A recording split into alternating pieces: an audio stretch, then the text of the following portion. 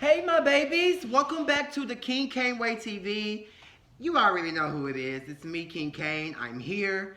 Honestly, it is fucking ugly in Dallas today. We're getting a cold front. The temperature is just dropping. Honestly, I'm a small guy. Like, I'm freezing. So, y'all just keep me in your prayers. You know, Send me a jacket. According to the girls, I have no clothes. So yeah, just you guys, if you're in Dallas, Texas, be careful because it's supposed to ice out tonight. We're supposed to be getting down to the 20s by 1 a.m. And baby, this is that type of weather where once I'm in the house, I'm in the motherfucking house. Honestly, it is freezing. I literally cannot take it. And it's just where's March, April, May? I'm over it already, and it just got fucking started. But today I'm going to be giving my review over the Real Housewives of Atlanta, Season 12, Episode 2. Second episode, I'm already annoyed. There's just certain things that I'm just not going to stand for from these grown-ass women. And it's just disheartening, some of the things, and kind of annoying. Same shit I done called out last season. And it's the same stupid shit going on. So anyways, I'll get right on into it. At the beginning, we see Candy, Portia, and Cynthia. They're all like meeting up to just pretty much have a conversation about everything that happened on episode 1, about the Barbie party and, the whole Eva and Kenya situation. And I just feel like Candy looks absolutely amazing in this fucking scene. I love her braids. I like her little dress. Less is more. Her little red lip. And honestly, Candy never serves for me. But I definitely can say that even on like social media, the Instagram page for the blog for this show, Candy has been looking really cute, really pushing together. So come through, Candy. Cynthia just looks basic, and Portia going through, so she ain't really been herself. I'll get into that. They discuss Dennis cheating. And Candy is just pretty much annoyed with Kenya because Kenya went back and told Portia the secondhand information after Eva, Cynthia, and Candy had already told the bitch, girl, we gonna talk to her, we got it, like, damn, we don't need you. So, yeah, Kenya, you did a little too much. Do I feel like that was genuine? Like, were you really trying to give Portia some information? No, I think you were just pretty much trying to get something started. Just trying to get some shit popping, but without you in it. So I caught that. I don't know if y'all caught that. But my whole thing is Kenya, after the bitches just told you they're going to tell her themselves, shut the fuck up. Like, let you and Portia have y'all bonding moment over being new mothers, and just shut the hell up and live in that moment. Like, that was a little much. And look at all this shit that done occurred from that situation. It's crazy. You can tell that Portia doesn't really want to talk about the cheating allegations.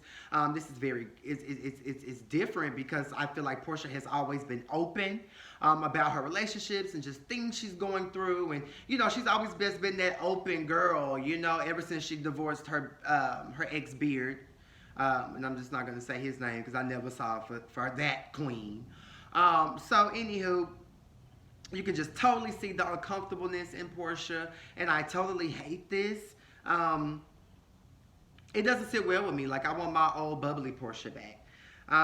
My whole thing is, bitch, how the fuck you gonna give your ring back? Who does that? Nobody ever gives their rings back. Like, she's just talking, and she's like, yeah, this happened, that happened, and, he gave him back the ring. And everybody looking like, huh? And then I love what Cynthia said in her confessional. Like, girl, he done had all these allegations about him cheating and fucking with animals and doing this, and you got to give the ring back? Nah, bitch. He needs to give you that engagement ring on his finger. Okay? Let's be very clear. Ladies, never give your fucking engagement ring back or your wedding ring. If anything, pawn the bitch and live your best life, so. Like, honestly, don't give your fucking ring back. That is the dumbest thing on planet Earth. Honestly. And in the court of law, like, I watch a lot of Judge Judy, let's be very clear, that was a gift. He can't sue you for it. That is brazy, capital B. Anywho, I just love how Candy and Cynthia are there for Portia. They love on her. Candy tells her, yeah, I noticed you ain't really been yourself. You know, like, girl, don't be letting that shit kill you. You know, Candy was just being very sweet, very nice. And Cynthia as well. They were being very supportive of Portia in this moment. And that is what I lived for. That is what I went in for. So yeah, that was pretty much the end of that scene. The next we see Eva. She's working at Dish Nation. She's filling in for Portia. You know, she's number 2 to Portia's number 1. You know, so she's filling in for Portia while she's out on maternity leave. Cynthia calls her and pretty much just gives Eva the tea about the convo that went down after she had left the Barbie party. Just about, you know, how, you know, there was just a lot going on and how Kenya, you know, felt the way about her, you know, saying that she don't know her, so she didn't want to bring her kids around her. We see Eva deliver some good shade right here. I don't like the bitch, but we see her deliver some good shade right here. And my whole thing, you know, she just pretty much says like, oh, you know, I'm tired of having to gather these girls. Like, there's not enough edges in the group for me to keep having to gather these girls. I totally love that. I lived for that. But let's see if she'll own it when she's addressed about it. You know what I'm saying? What I don't like about Eva Marcel Sterling is the fact that you throw all this shade and you do go below the belt. And it's like you never can own it. You never, you know, have anything to say. It's always a backpedal.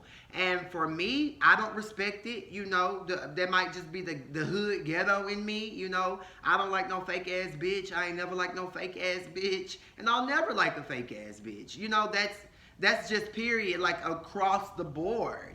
And, you know, that's totally what Eva gives. You know, I feel like if you can dish it, be able to take it, and be able to own it when the time comes. And I just think that, you know, she fails miserably at taking it and also owning her shit. Then she's also talking about these little nappy head girls. I ain't got time for them this year. Girl gone. But yeah, you know, that's just pretty much her stupidity and her stupid ass, boring ass scene that we honestly didn't even need. Moving on, we see Kenya. She's at home playing with Brookie Cookie. Brooklyn is so fucking sickening. Like, that is a gorgeous ass baby. Like, for real. Like, Brooklyn is sickening. Love Brooklyn. Kenya calls her husband, you know, for me, I just think he's very judgmental. He was just being very nasty. Oh, the dog's in the house, and oh, Brookie's hair, you know, she looked like a little boy. Just being very condescending, very just not there, very just trade and got a baby, and to me he gives off very much punk tease. That is my opinion, and it's just not going to change. I'm not here for Mark. He's not looking like a good supportive husband to me. He just looks bored with the relationship and the marriage, and my whole thing is, bitch, move on then. Y'all need to learn to stop being miserable in these relationships. Like, for real. Move your ass forward. You know, and it'll be over what it is. I can't. Kenya just opens up about, you know, in her confessional, she opens up about how he makes her feel. Like, she's pretty much not a good parent because, you know, Big Daddy Trade, a.k.a. Mark Daly, he got 2 children already. So, you know, Kenya said he'd just be like, oh, well, this is why it's so, because, you know, I already have 2 kids. And I just think that's so childish. Like, yeah, you might know some shit, bitch, but give this woman a chance to learn, you know, an opportunity to grow as a mother. But you can totally see the disconnect. I'm not here for Mark. I'm not here for the marriage. You know, Kenya, at the end of the day, you got your goddamn baby. Go on. You know, move forward. And it's also like Kenya just cannot keep a man. No matter what she does, no matter what she goes through, no matter how secretive she tries to be, Kenya just cannot keep a man. And I don't know what it is, but she needs to pray them demons off her. That spirit of, can't keep a manness. She needs to pray that shit off of her, because for me, as a fan, I hate it for her. I really do. Anywho, moving on. That was just hard to see. Next, we see Cynthia and Noelle. They're having a little conversation in the car. I don't know where they're headed. Noelle just got back from college.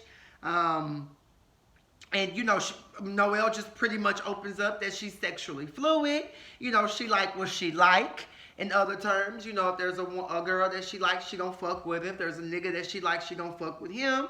You can totally see that Cynthia is caught off guard by this information. However, I definitely feel like it was a marvelous conversation that needed to be had on these types of platforms, because we all out here a little bisexual, maybe low key. We all like a little this and that. And it's totally fine. Do you? Life is great when you're not limiting yourself to what you can enjoy. So yes, Noelle, she just turned 20 on social media. They posted it the other day. So she was 19 filming this. She's a young girl. She told her mama, while she was at school, she met, a few girls, that she could, fuck with romantically. I said, Lord, Noelle been out there at college carpet munching. It caught me off guard, but I'm here for it. I live for it. But I said, child, Noelle is out here carpet munching in college. But they say that's what happens in college. When I was in college, I went to SFA, sex, fun, and alcohol. Things happen. But anywho, moving on. Next we see Kandi and Marlo. Kandi has Ace with her. Marlo has her nephews with her. They're hanging out at like the little jumpy house, bouncy house, trampoline situation. The kids are playing, having a good old time. Marlo opens up to Kandi on how she has custody over her nephews now, because her oldest nephew texted her and was like, hey, they're taking my mom.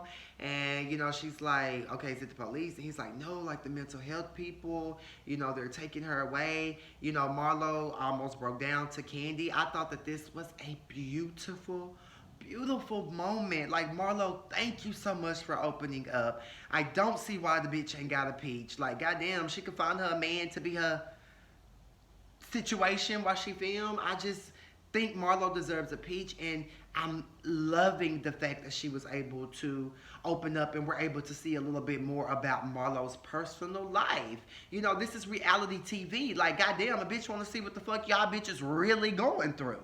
So I totally love that moment. Marlo, like I was just saying, she almost had a breakdown. Just saying like how she has custody of those two kids, of her nephews, and they're living with her, and the kids call her Muntie, which is like mom/auntie. That almost took me out, because I am a father figure for my nieces and nephews, and it is a lot of work, you know what I'm saying, because you don't have your own, but these are your family, these are your sister's kids, so it's like they're yours, and I just really feel bad for Marlo's sister. She has schizophrenia, she's schizophrenic, and she is bipolar, and Kandi just relates to her on how she kind of had to do the same thing once before, and she was just commending Marlo on opening up and letting those boys have a safe place to call home, which is absolutely phenomenal. Kudos to you, Marlo. I absolutely love to know that about you, bitch. Thank you. They talk about the group.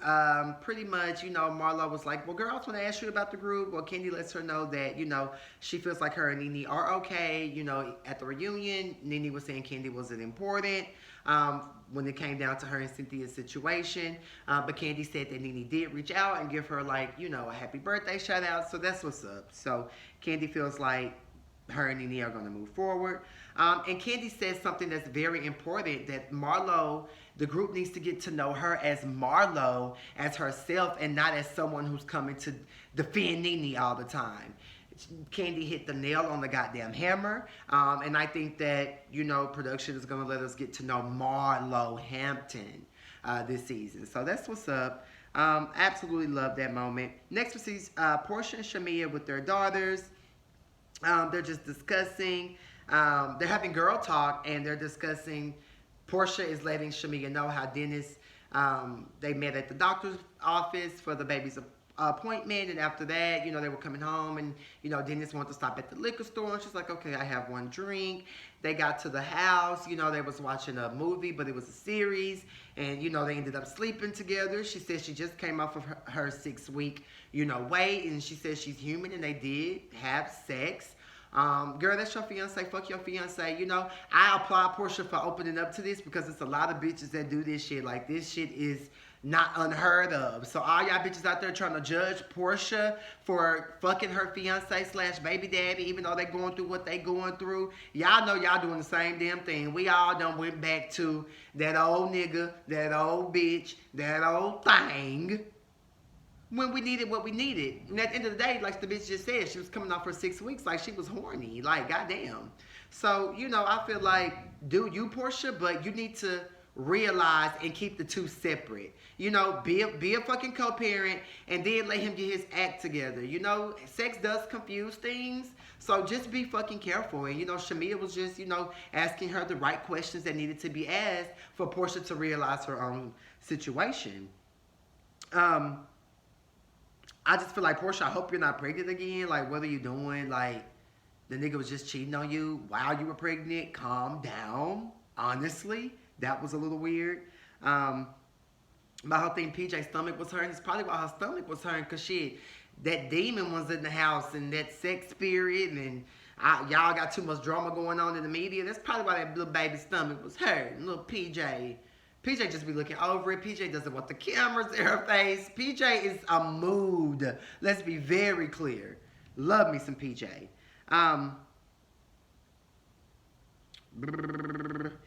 Anywho, next we see Kenya and Cynthia. They go to an energy spot that sells like candles and, like